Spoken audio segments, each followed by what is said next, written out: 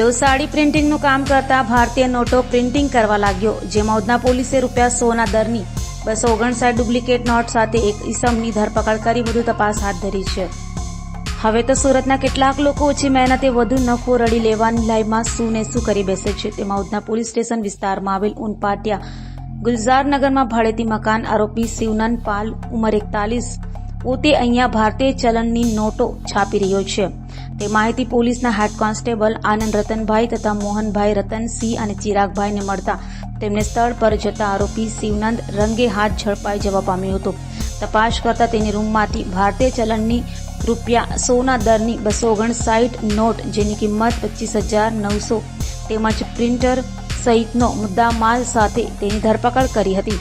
અને આ નોટ કોને કોને વેચાણમાં આપતો હતો, તેની સાથે કોણ કોણ સંડોવાયેલ છે તેની તપાસ પોલીસ કરી રહી છે.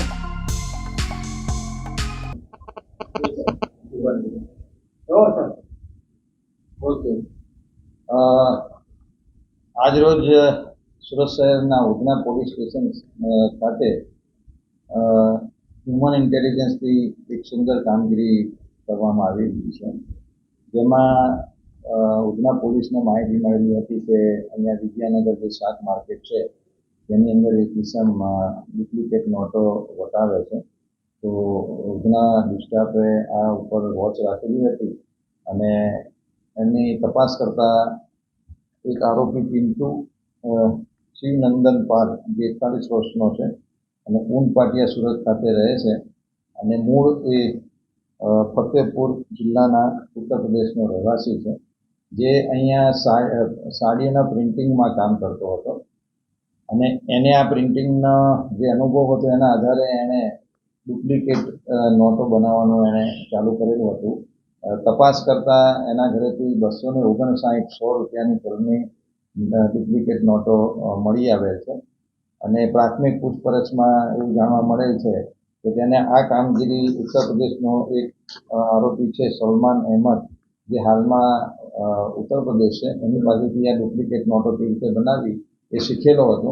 અને એને આ ઇન્ટ્રોગેશનમાં એવી વસ્તુ જાણવા મળી છે કે આ સલમાન અહેમદ એ પોતે પણ આ રીતે ડુપ્લિકેટ નોટો બનાવવાનું જ કામ કરતો હતો. તો હાલમાં આરોપીને અટક કરી અને રિમાન્ડની કાર્યવાહી કરવામાં આવશે. પ્રાથમિક પૂછપરછમાં એવું જાણવામાં મળેલ છે કે આ ₹100ની ડુપ્લિકેટ નોટો એ શાક માર્કેટ અને નાની છૂટક વસ્તુઓ પરચેસ કરતી વખતે દિવસના 1,500 થી 2,000 નોટો વટાવતો હતો અને ધીરે ધીરે માર્કેટની અંદર આ રીતે સ્પ્રેડ થઈ જતો હતો. અને હજી એની ઇન્ટ્રોગેશન ચાલુ છે, ફર્ધર રિમાન્ડ મેળવવામાં આવશે અને આગળ અગાઉ આવું કેટલી નોટો બનાવી છે એ તપાસ